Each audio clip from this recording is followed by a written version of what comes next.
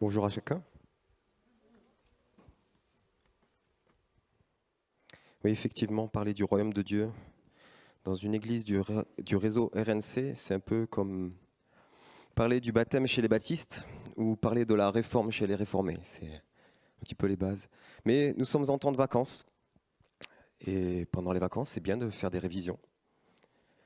En février, je vous avais proposé de relire le parcours des Hébreux comme une parabole depuis l'Égypte jusqu'à la terre promise, une parabole du chemin du disciple, histoire de faire un point sur l'étape où nous en étions chacun, alors que Dieu nous parlait et nous parle encore, en tant qu'Église, d'entrer à la conquête des territoires qu'il a prévus pour nous. Oui, le Covid est passé entre-temps, mais Dieu nous appelle toujours à la conquête des territoires qu'il a prévus pour nous. Alors aujourd'hui, je vais faire rien d'original, je vais reprendre ces différentes étapes, mais je vais vous inviter à voir ensemble quelles sont les salles d'attente de ces différentes étapes. Qu'est-ce que j'appelle salle d'attente ? J'appelle salle d'attente des lieux de stagnation, des voies de garage, le plus souvent ignorées. C'est-à-dire que nous ne sommes pas conscients que nous sommes dans cette salle d'attente.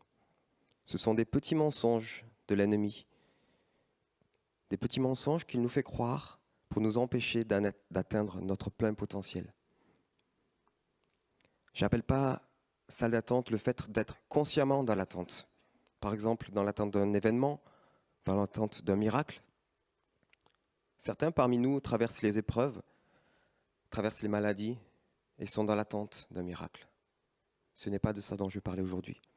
Malgré tout, je ne passerai pas sans vous interpeller si jamais vous êtes dans un temps d'épreuve, dans un temps d'attente du miracle. Dans la Bible, au bord de la piscine à Bethesda, un homme a attendu pendant 38 ans, seul. Puis Jésus est venu le voir. Mais cet homme était seul, personne n'était là pour le porter. Alors si vous faites partie de cette communauté, nous ne voulons pas que vous passiez cette épreuve seul. Contactez-nous, ne restez pas seul dans cette épreuve. Et on sera là pour porter avec vous, pour se positionner dans la foi, pour réclamer et obtenir ce miracle.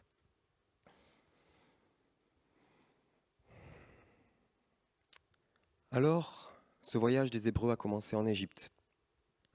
Nous l'avons vu en février, ce mot a deux significations. C'est soit le nom du pays d'Égypte, soit il définit être en état de siège, un retranchement, un enclos, des remparts, des limites. C'est à cet endroit que Dieu vient nous chercher, dans ce lieu d'esclavage, dans ce lieu qui nous limite. La salle d'attente de ce lieu, c'est de ne pas être conscient d'être dans ces limites, d'être dans cet état d'esclavage, comme aveuglé, comme voilé. Et nous qui sommes déjà passés de l'autre côté, nous voulons apporter à ce peuple autour de nous ce Dieu qui sauve. Mais nous voulons apporter un Dieu qui sauve à une génération qui ne sait pas qu'elle a besoin d'être sauvée. Alors nous arrivons, malgré nous, à ce que nous avons, des valeurs qui sont du royaume. Mais les valeurs du royaume, sans le roi qui les incarne, ne sont que dogmes et religiosité. Et ils sont vus et reçus comme tels par le monde.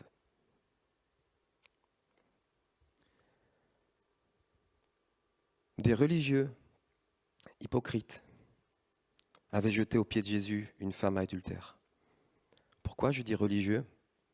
Parce qu'ils n'avaient que leurs dogmes, que leurs valeurs à proposer à cette femme. Pourquoi je dis hypocrite ? Parce qu'ils n'ont jeté aux pieds de Jésus que la femme adultère. Alors que, jusqu'à preuve du contraire, il faut être deux. Mais la vie de cette femme a été transformée. La vie de cette femme a changé. Non pas parce qu'elle aurait compris ainsi une leçon et aurait décidé d'adhérer aux valeurs bibliques, mais parce qu'elle a eu une rencontre face à face avec l'amour, avec la vérité et la justice de Dieu incarné. Donc nous devons porter et incarner nos valeurs, mais avant tout, nous devons, pour ce monde, incarner Jésus. démontrer Jésus, vivre Jésus. Et bien trop souvent, et je me mets dedans, je n'ai à proposer au monde que mes valeurs, qui sont peut-être justes, mais si elles sont proposées sans l'incarnation de cet amour, de cette vérité, de cette justice, ils sont juste insupportables pour le monde. Et je peux essayer de convaincre, et là c'est peine perdue. Jésus lui-même l'a dit, le convaincre c'est le travail du Saint-Esprit. Il nous l'a dit en Jean 16 au verset 8. Quand il sera venu, le Saint-Esprit, il convaincra le monde en ce qui concerne le péché, la justice et le jugement. En ce qui concerne le péché, parce qu'il ne croit pas en moi. En ce qui concerne la justice, parce que je vais auprès de mon Père et que vous ne me verrez plus. Et en ce qui concerne le jugement, parce que le prince de ce monde est jugé.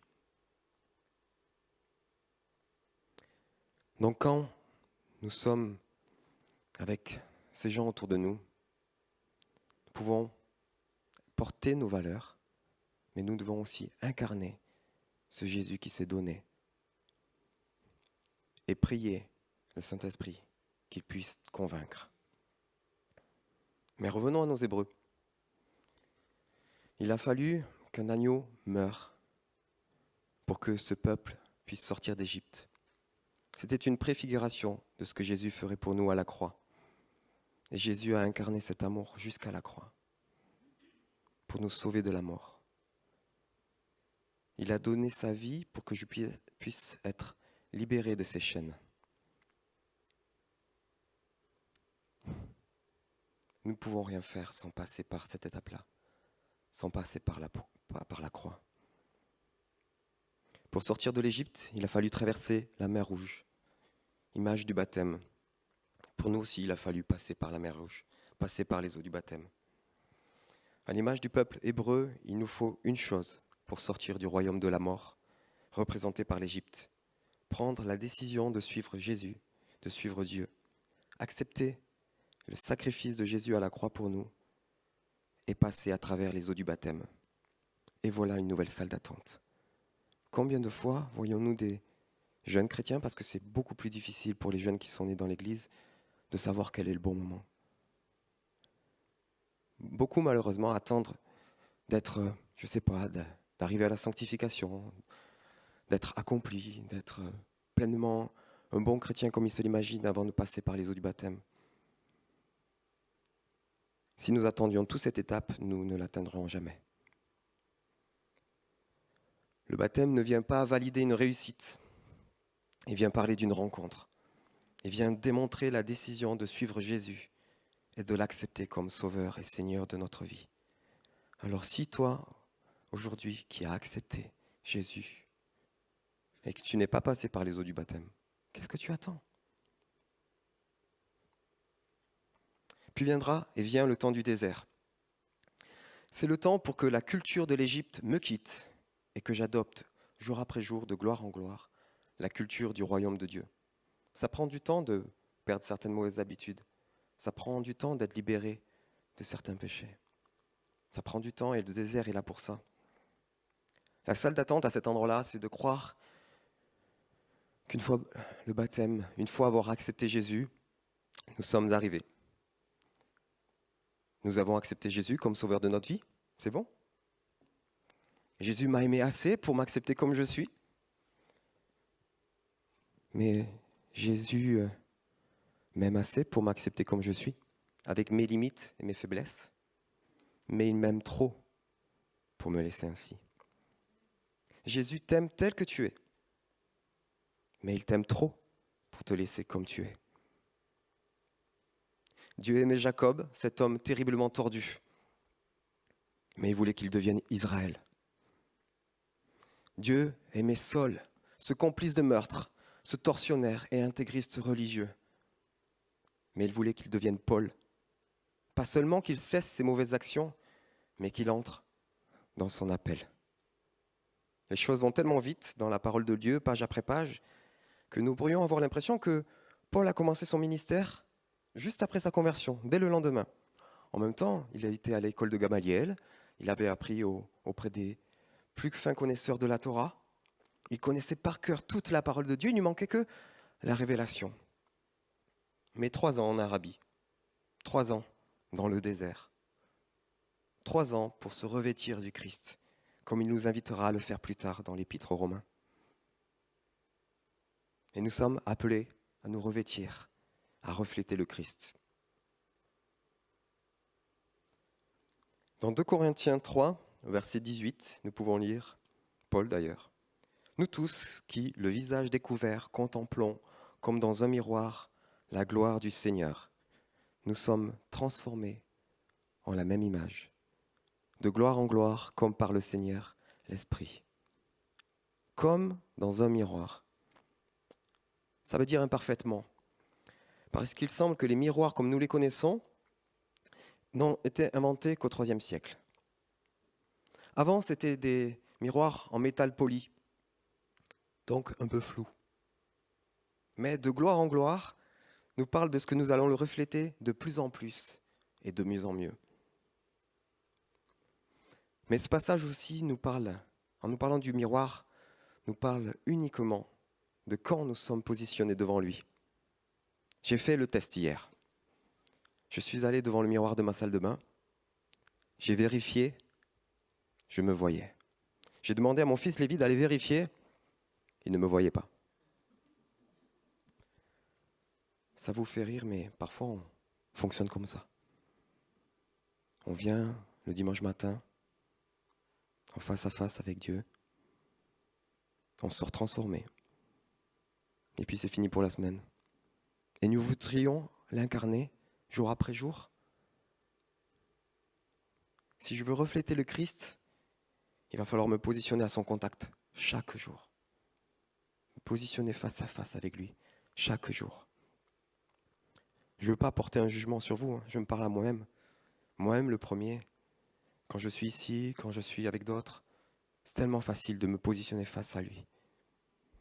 Et puis quand je suis seul, sur mon chantier, seul dans mon salon, je pourrais passer des journées entières sans ce rendez-vous. Comment pourrais-je le refléter sur terre si je ne suis pas positionné face à lui? Et puis dans ce désert, il nous faut aussi changer d'alimentation. Mais là, je vais parler d'alimentation morale et spirituelle. Et je vais prendre un exemple de la nature, qui j'espère vous parlera autant qu'à moi. Parce que la façon dont nous nous alimentons, moralement et spirituellement, a un impact sur qui nous sommes. J'aurais pu vous parler des pieds de tomates, mais pour changer, je vais parler des abeilles. À l'état larvaire, les abeilles, l'état larvaire, ça dure 5 à 6 jours maximum. Ensuite, elles deviennent des abeilles. Une larve d'abeille, qu'elle soit destinée à être ouvrière ou destinée à devenir la reine, c'est la même. Vous prenez 10 larves, vous les analysez, ce sont toutes les mêmes. Ce qui va changer, c'est l'alimentation qu'on va leur donner. Pendant 3 jours, toutes les larves vont recevoir de la gelée royale. Et puis, pour celles qui sont destinées à être simplement des ouvrières, on va arrêter la gelée royale et on va passer à un mélange de miel et de pollen. Mais pour celle qui est destinée à devenir la reine, on va continuer l'alimentation avec de la gelée royale. Tout son stade larvaire, mais toute sa vie. Quelle est ma gelée royale en tant que disciple? Et est-ce que je vais m'en nourrir simplement au départ de ma vie, les 3 premiers jours, les 3 premières périodes, ou à chaque fois que je vais retomber amoureux du Seigneur Jésus? Ou est-ce que j'ai une destinée royale? Et est-ce que la parole de Dieu me parle d'une destinée royale? Et il va falloir que je m'alimente de cette gelée royale chaque jour de ma vie, que je sois encore à l'état larvaire ou que je sois déjà positionné. Est-ce que je me nourris de ce que le monde a à m'offrir? Ou est-ce que je me nourris de la parole vivante? Luc 6, au verset 45, nous dit « Car c'est de l'abondance du cœur que la bouche parle ». De quoi est-ce que je nourris mon cœur? Quel est l'aliment principal que je lui propose chaque jour? Est-ce que c'est un aliment que je choisis? Est-ce que je me laisse porter par le flot ambiant, le flot ambiant? par les mauvaises nouvelles, des informations en continu, les mauvaises nouvelles des réseaux dits sociaux, par les discussions anodines et les potins qui circulent autour de moi.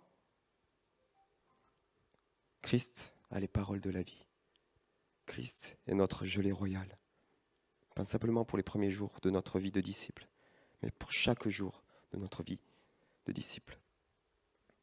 Nous avons besoin de cette parole vivante et pas simplement d'infusion.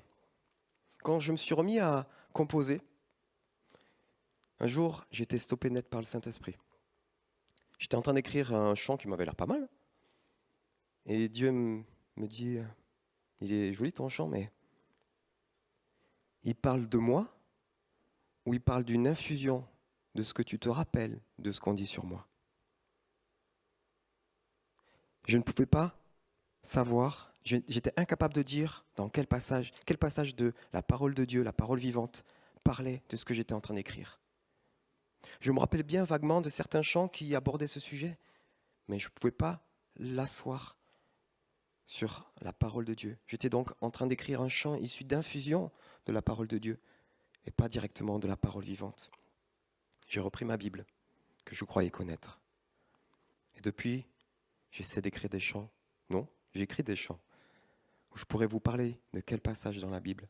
Alors je ne me rappellerai pas des références, parce que les références, je ne les imprime pas. Je vous rappellerai dans quel livre.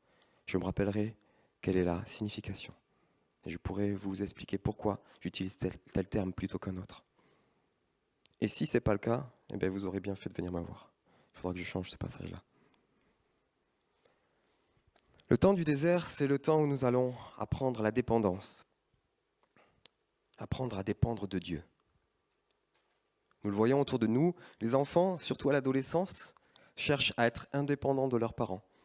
C'est un passage obligé qui doit être accompagné pour qu'ils puissent devenir adultes. Mais en tant que disciples de Christ, nous sommes les fils de Dieu. Et les fils de Dieu cherchent à devenir de plus en plus dépendants de lui, comme des petits enfants, car le royaume de Dieu est pour ceux qui leur ressemblent. Ceux qui accueillent avec confiance ce que le Père a préparé pour eux dans son amour, par son amour et pour son amour. Quand un petit enfant a la chance d'être aimé par ses parents, d'être aimé par son père, il est en totale confiance. Si son père lui dit quelque chose, c'est pour son bien. C'est parce que c'est vrai. Puis confronté à la société, il se rend compte que parfois les adultes ont des actions, ou peut-être même à la maison, les adultes ont des actions qui ne sont pas dictées par l'amour, la vérité et la justice. Donc ils apprennent à remettre en cause les adultes et leurs parents. Mais nous avons un Père parfait, un Père rempli d'amour, rempli de vérité et de justice. Et nous devons apprendre à demeurer en lui, pour nous, mais aussi et surtout pour les autres. Dans Jean 15, au verset 5, Jésus dit « Je suis le cep de la vigne, et vous êtes les sarments. Celui qui demeure en moi et en qui je demeure portera du fruit en abondance. Car sans moi, vous ne pouvez rien faire. » Je vais peut-être vous apporter une révélation ce matin, mais les fruits que nous portons ne sont pas pour nous. J'ai encore vérifié hier. Je suis allé voir le prunier, je suis allé voir le poirier. Aucun des deux ne mangeait ses propres fruits. Les fruits de l'esprit, les fruits de Dieu dans notre vie, sont pour ceux qui nous entourent. Nous ne pouvons pas nous contenter de fruits pour nous. Ils ne sont pas pour nous. Alors quand tout ce travail que j'ai survolé rapidement, bien trop rapidement, quand ce travail est bien entamé dans nos vies, bien entamé parce qu'il continuera encore et encore, vient le test de la terre promise. Ce test est très facile à rater. Il suffit pour cela d'y mettre toute notre énergie, de nous reposer sur toutes les forces que nous avons, sur toute notre intelligence et toutes nos capacités. C'est le meilleur moyen pour le rater. En Nombre 13, au verset 31, nous pouvons lire que les hommes, les espions qui avaient été envoyés, dirent « Nous ne pouvons pas monter contre ce peuple, car il est plus fort que nous. Dieu leur disait, je vous la donne. La réaction qu'ils ont eue montre qu'ils n'avaient pas compris que cela ne dépendait pas d'eux, mais de lui. L'erreur était là, les explorateurs avaient écarté Dieu de l'équation. Pourtant, Moïse avait donné le ton. Avant de partir, il avait renommé l'un d'entre eux. En effet, on l'oublie souvent, mais Josué ne s'appelait pas Josué, il s'appelait Osée. Au verset 16, un peu plus tôt, est écrit « Moïse donna à Osée, le fils de Nun, le nom de Josué ».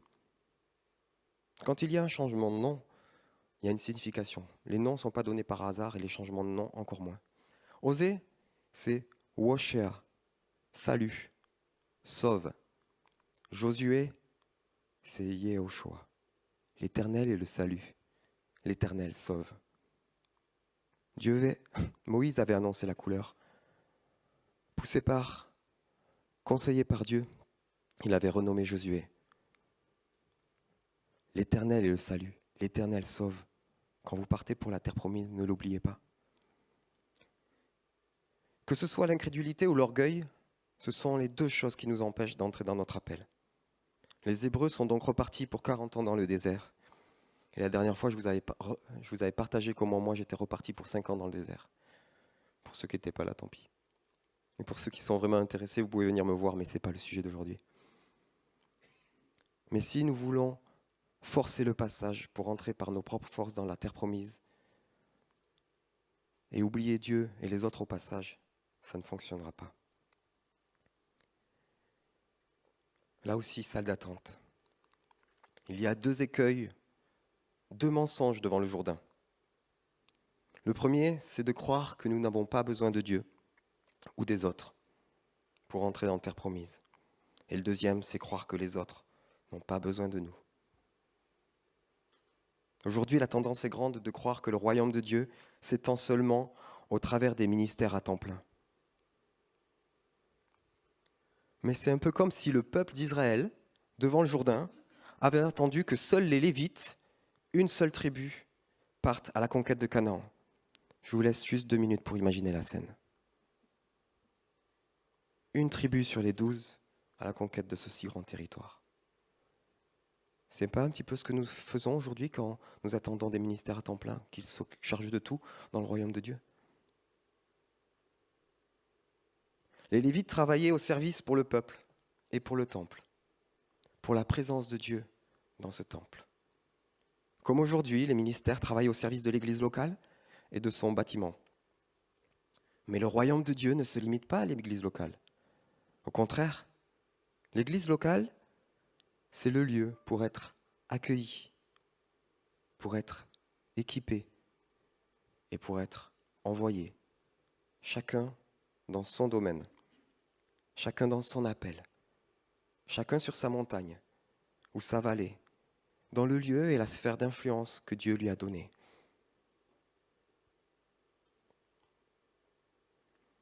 Alors nous sommes aujourd'hui, en tant que disciples de Dieu, dans 4 possibilités.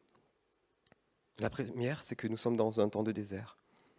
Poursuivant le travail de transformation, nous préparons à rentrer en terre promise. C'est une étape très importante à ne pas négliger. C'est la seule qui nous permet d'entrer en terre promise. Et puis la deuxième, c'est nous sommes déjà dans notre appel, déjà dans notre territoire. Comme ces tribus de Ruben, de Gad et de Manassé, qui avaient déjà obtenu leur part de leur héritage. Parce que leur part de territoire était avant le Jourdain. Ils s'étaient déjà installés. Mais si nous sommes dans cette position-là, ça veut dire que nous devons répondre à l'appel de Josué, à l'appel de Yehoshua. Cet appel à nous joindre aux tribus qui partent à la conquête de leur terre promise. Et pas simplement derrière en les poussant, mais il est marqué dans la parole devant, avec leur épée.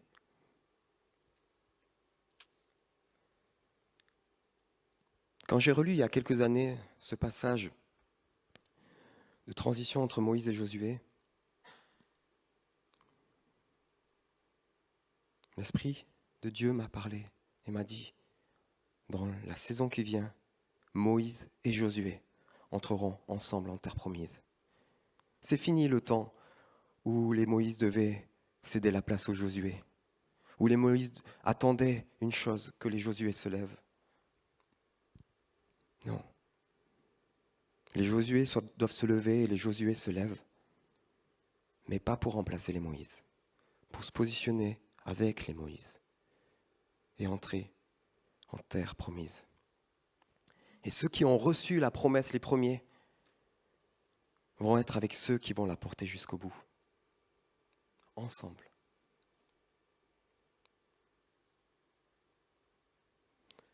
Troisième positionnement où nous pouvons être, c'est en train de traverser le Jourdain, de nous positionner pour les œuvres prévues d'avance par Dieu dans cette ville, dans ce pays et au-delà.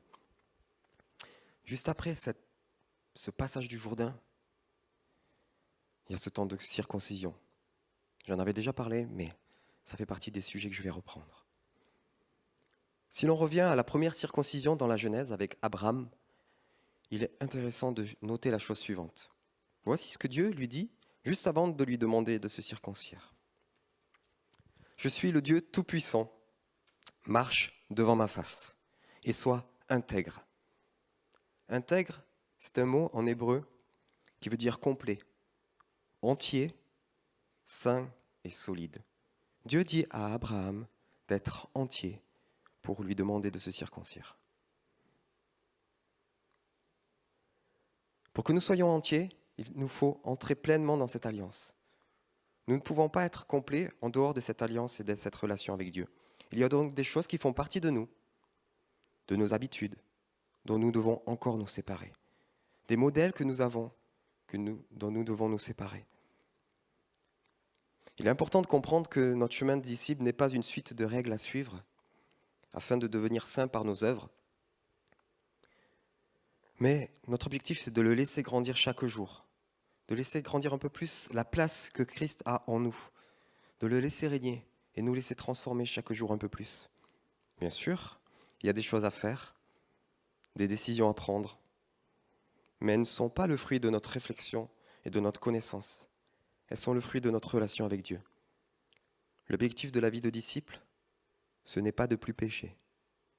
L'objectif de la vie de disciple, c'est que Dieu grandisse tellement en nous que peu à peu, dans chaque partie de notre vie, le péché nous devienne impossible.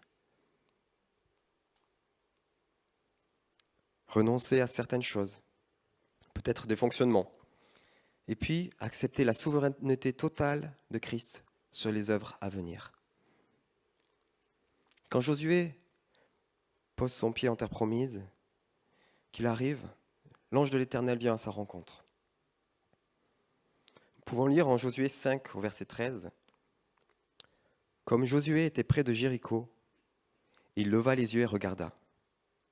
Voici, un homme se tenait debout devant lui, son épée nue à la main. Il alla vers lui et lui dit, « Es-tu des nôtres ou de nos ennemis ?» Il répondit, « Non, mais je suis le chef de l'armée de l'Éternel, j'arrive maintenant. » Josué tomba le visage contre terre, se prosterna et lui dit, « Qu'est-ce que mon Seigneur dit à son serviteur ?» Et le chef de l'armée de l'Éternel dit à Josué, « Ôte tes souliers de tes pieds, car le lieu sur lequel tu te tiens est mis à part. » Et Josué fit ainsi. Mis à part, j'ai dit mis à part au lieu de saint, juste pour... On est tellement habitué à ce mot saint. Mis à part. Cette mission, ton appel, c'est quelque chose que j'ai mis à part.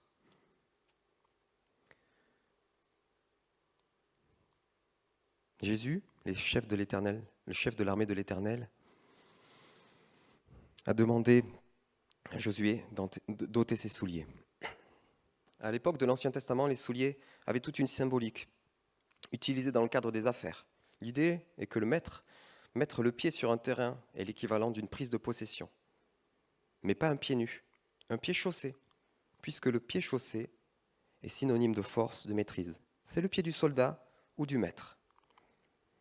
Cette compréhension est largement répandue dans le bassin méditerranéen et des jeux d'échange de sandales ou de chaussures avaient encore cours il y a peu dans certaines cultures, pour des affaires ayant un rapport à une question de propriété. Josué vient d'arriver en terre promise, vient d'arriver dans son appel. Mais il doit déjà renoncer à en être le propriétaire. De même, nous devons nous rappeler que nous ne sommes pas les propriétaires des œuvres que Dieu nous donne, seulement les gestionnaires, seulement les serviteurs. Le quatrième positionnement où nous pouvons être en tant que disciples aujourd'hui, c'est dans la salle d'attente. La dernière est la plus triste de toutes. Celle des croyants qui attendent juste d'aller au ciel. Celle des croyants qui essaient de se maintenir sur le droit chemin, de tenir ferme, mais sans courir la course. Je sais ce que je dis est violent. Je sais ce que je dis est peut-être dur. Mais je ne voudrais pas porter la responsabilité de ne pas vous avoir dit que votre destinée n'est pas d'attendre d'aller au ciel. Votre destinée n'est pas d'attendre d'être avec lui. Et pourtant, c'est naturel de vouloir simplement rester avec Jésus. Et c'était bon ce matin d'être avec Jésus. Et c'est légitime, et c'est juste, et c'est normal de vouloir être avec Jésus. Dans Marc 5, Jésus vient de délivrer un homme. Il vient de lui rendre sa nature humaine. C'était un homme qui avait beaucoup de démons.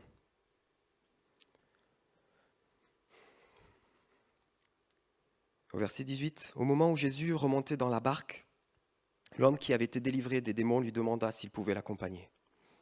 Il voulait rester avec Jésus. Il voulait rester auprès de celui qui sauve.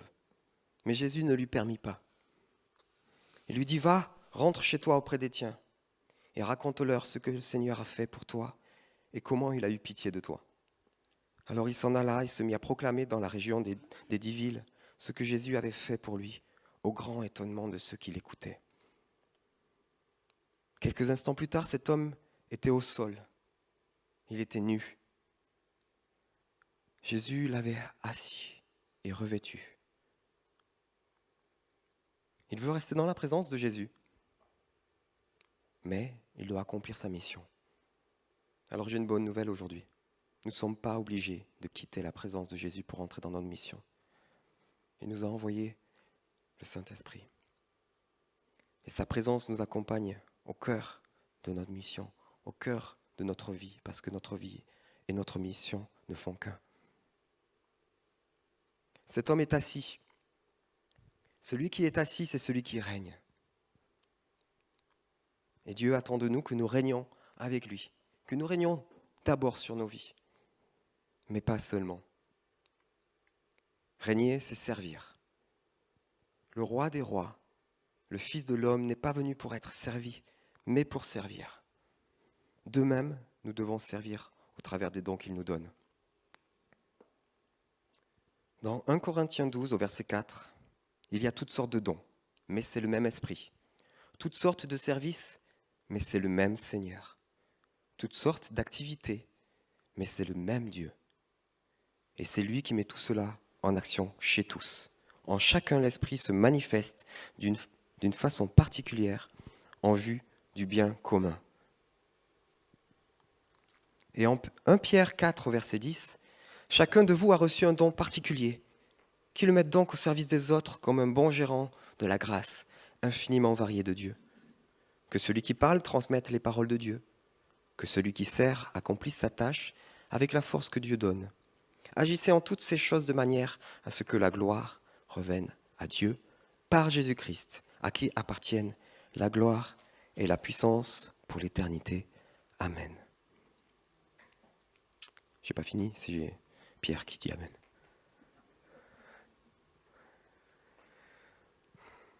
Je ne vais pas vous faire l'offense de reprendre la parabole des talents. Et pourtant, dans cette parabole, aucun n'a reçu aucun talent. Si tu crois que tu n'as pas reçu du talent que Dieu a prévu que tu utilises pour l'avancée de son règne, pour l'avancée de son royaume, c'est un mensonge. C'est un mensonge. Même si tu n'avais et je parle bien en conditionnel, même si tu n'avais reçu qu'un talent dans ta vie, le mettre en action le fera fructifier. Et Dieu pourra te donner plus de talents. Quand Dieu nous donne une mission, une terre promise, ce qui compte, ce n'est pas notre capacité. C'est que lui nous rende capables.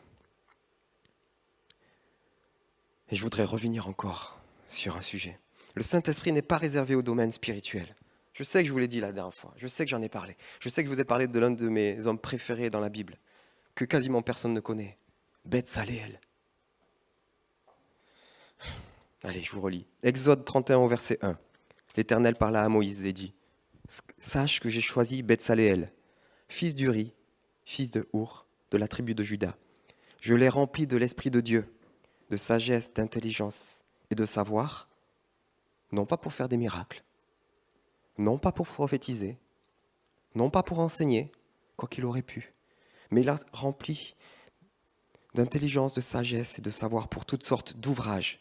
Je l'ai rendu capable de faire des inventions, de travailler l'or, l'argent, l'airain, de graver les pierres à enchâsser, de travailler le bois et d'exécuter toutes sortes d'ouvrages. Et non seulement il a rendu capable de faire tout cela, mais il a rendu capable de le transmettre aux autres et de gérer tout le grand chantier. Dieu est là pour nous, dans chacune des parties de nos vies. Le Saint-Esprit est là pour nous secourir, nous rendre capables là où nous ne sommes pas capables, quel que soit le sujet. Que le sujet soit familial, professionnel, spirituel. Nous n'avons pas besoin de rester, nous ne devons pas rester avec nos pauvres capacités. Nous pouvons nous tourner vers lui et accueillir les pleines capacités. À l'inverse, pour les gens qui savent qu'ils ont des talents, et donc je me parle à moi, je me permets de me rappeler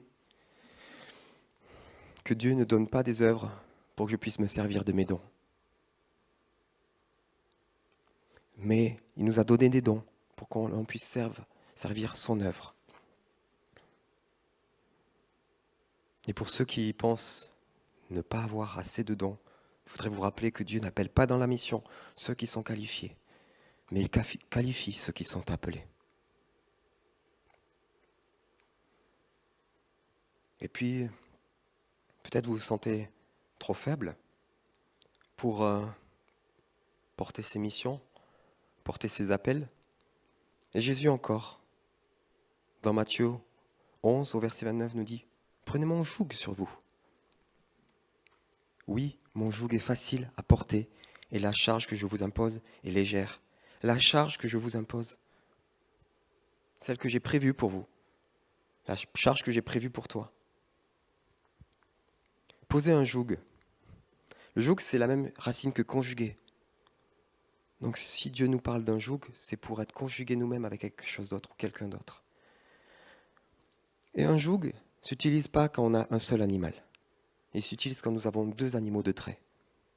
Et on pose ce joug entre les deux animaux pour les relier, pour qu'ils puissent travailler, avancer en même temps, avancer ensemble, porter la charge ensemble. Vous savez qui est la personne qui est à côté de vous pour porter ce joug ? C'est Jésus lui-même. Portez mon joug.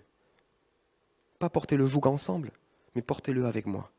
Venez avec moi, sous mon joug, celui qui m'appartient, celui qui est pour ta vie, celui qui est pour ta vie ici sur terre, mais qui m'appartient. Viens avec moi, viens le porter. Alors, quelle est votre terre promise ? Quel est votre appel ? Quels sont les projets que Dieu vous met à cœur ? Dans quel domaine ?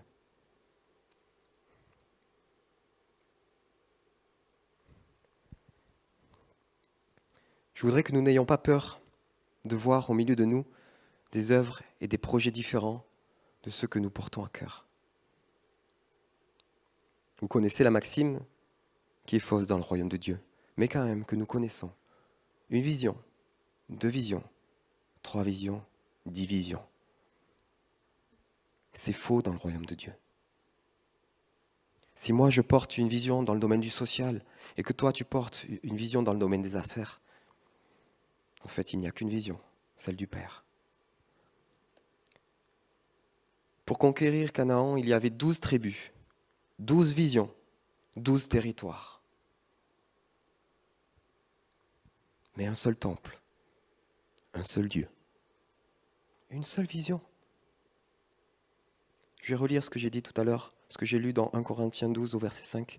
Il y a toutes sortes de services, mais le même Seigneur. Il y a toutes sortes d'activités, mais le même Dieu. Et c'est lui qui met tout cela en action chez tous.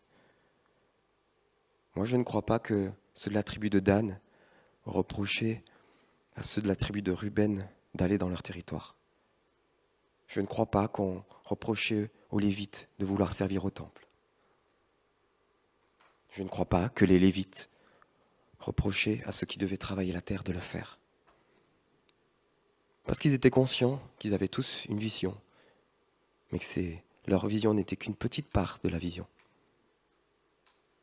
Alors ne voyons pas les visions qui montent au travers de nous, qui montent au milieu de nous, les différents services, comme des concurrents des nôtres, mais voyons-les comme des œuvres complémentaires. Et si nous ne voyons pas en quoi elles sont complémentaires et en quoi elles sont utiles, c'est peut-être que nous ne regardons pas assez haut.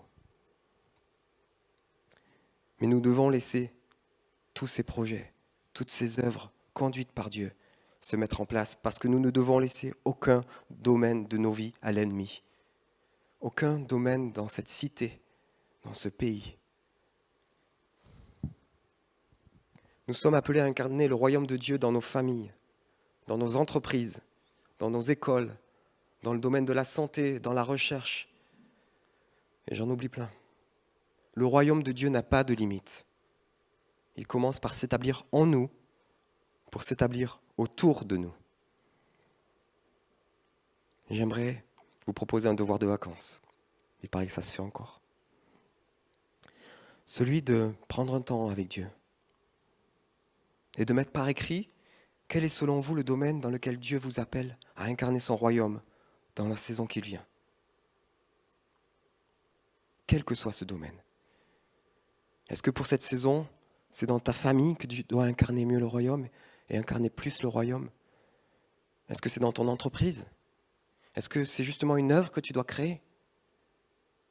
Quel est ce rêve que Dieu t'a donné? Quels sont les dons qu'il te demande de mettre en œuvre? Et quels sont les dons qu'il va développer en toi? Il a déjà annoncé que tu serais capable, tu ne t'en sens pas capable encore. Mais tu vas avancer. Quand Josué était devant le Jourdain, il n'était pas capable de traverser. Il y avait du remous, du tumulte, c'était le moment de la saison où les eaux étaient les plus grosses. Il n'était pas capable d'avancer, pas capable de traverser. Mais Dieu lui a dit d'avancer, et ils ont avancé. Ils ont mis les pieds dans l'eau, jusqu'aux cuisses. Ils n'étaient toujours pas capables de traverser. Et c'est le moment que Dieu a choisi pour ouvrir et rendre capable de traverser. Et Dieu nous rend capable de traverser soit en nous changeant nous, soit en changeant les circonstances. Plus souvent en nous changeant nous. Mais il nous faut pour cela avancer. Si Josué avait attendu devant le Jourdain, il serait encore en train d'attendre. S'il avait attendu d'être capable d'avancer et de traverser le Jourdain, il serait encore en train d'attendre. Et une fois que vous aurez réussi à mettre ces quelques mots sur ce rêve et cette vision que Dieu a pour cette saison pour vous, partagez-le autour de vous. Partageons-le, que nous puissions connaître ce qui est sur le cœur les uns des autres. Partagez-le avec les chrétiens qui vous entourent, qu'ils soient proches ou loin, par téléphone ou lors de vos rencontres privées, dans lesquelles vous maintiendrez bien entendu les règles sanitaires requises.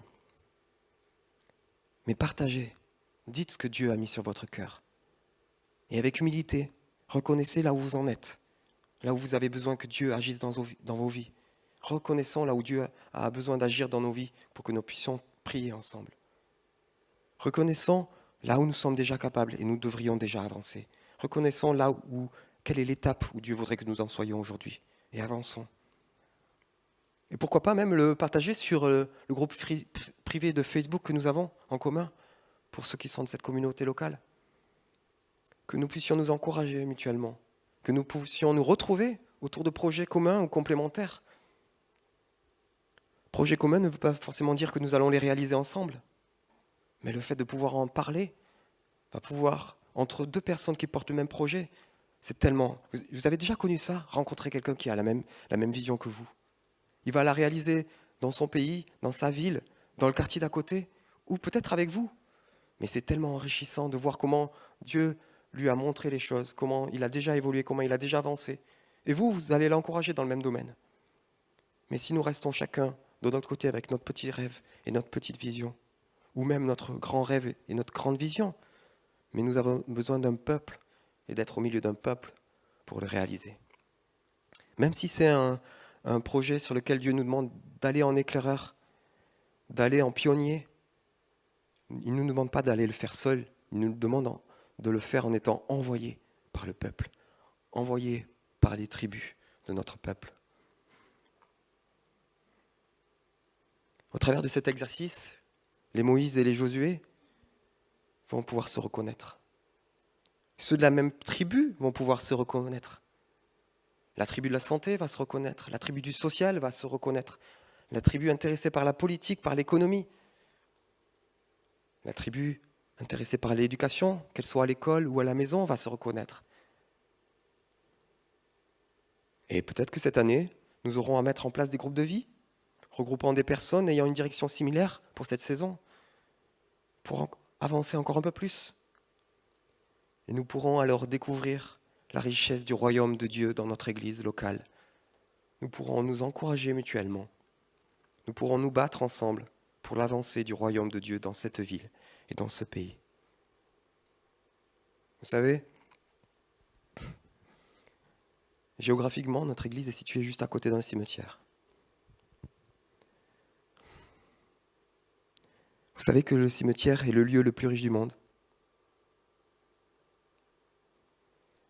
C'est un lieu plein de rêves qui n'ont pas été réalisés, plein d'entreprises qui n'ont pas été créées, plein de chants qui n'ont pas été composés, de livres qui n'ont pas été écrits, d'encouragements qui n'ont pas été donnés, plein d'amour qui n'a pas été distribué, plein de conseils qui n'ont pas été donnés, de vies qui n'ont pas été vécues, plein de rires qui n'ont pas été partagés.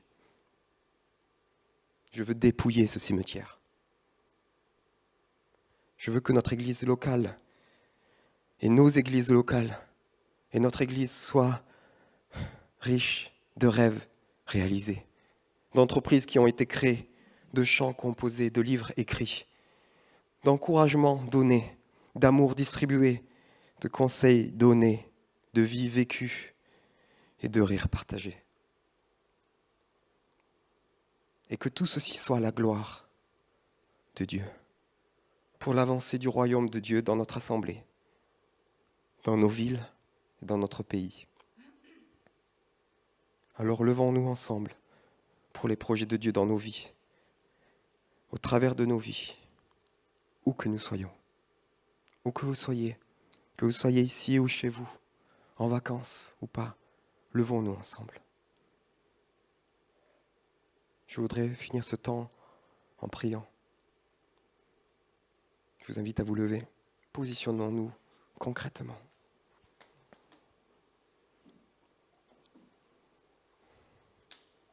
Je vais reprendre un peu le fil de mon message et prier pour chacun des points. Seigneur, ensemble, nous voulons prier pour ceux qui autour de nous sont encore comme en Égypte. Seigneur, ils ne connaissent pas leurs limites, ils ne connaissent pas la situation. Nous ne pouvons pas leur apporter cette révélation, Seigneur, mais toi, tu peux. Révèle-toi, Seigneur. Si tu veux nous utiliser, révèle-toi au travers de nous. Mais révèle-toi, Seigneur. Nous te prions chacun pour les personnes que nous avons dans notre entourage. Et si vous pensez à des personnes, priez spécifiquement pour eux, pour que les voiles tombent de leurs yeux, qu'ils puissent sortir de la caverne, sortir de cette salle d'attente et rejoindre le royaume de Dieu.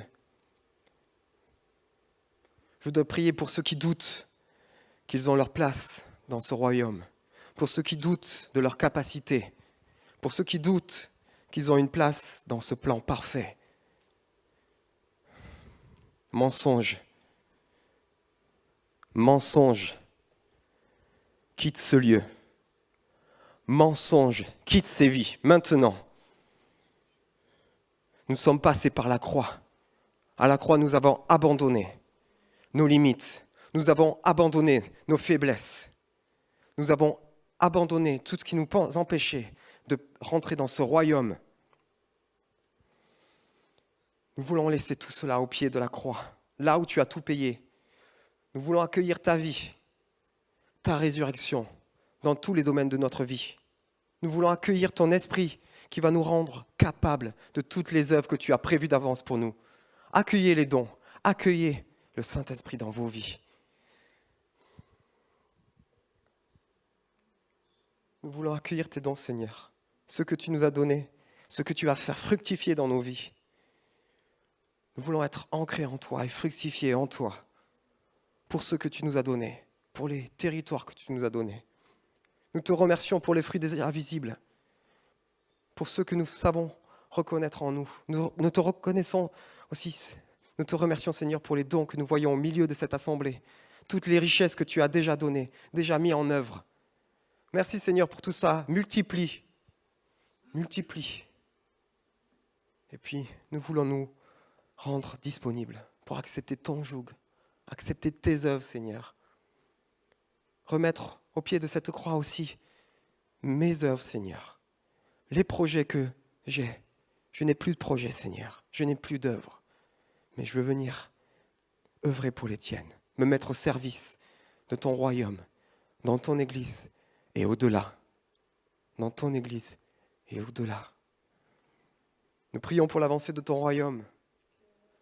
Nous réjouissons d'avance pour le jour où ta gloire remplira la terre, comme l'eau couvre le fond des mers.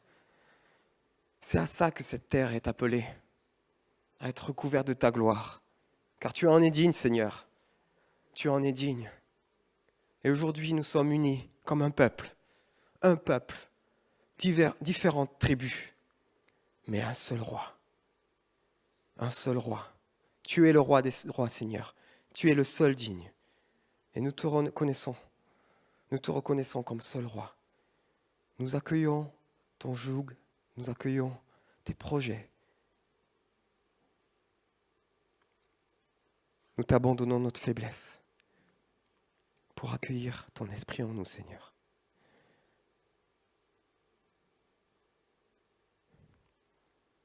Merci pour l'œuvre que tu fais au travers de nos vies. Merci pour tout ce qui est distribué maintenant. Merci parce que ton royaume est là et parce que ton royaume avance.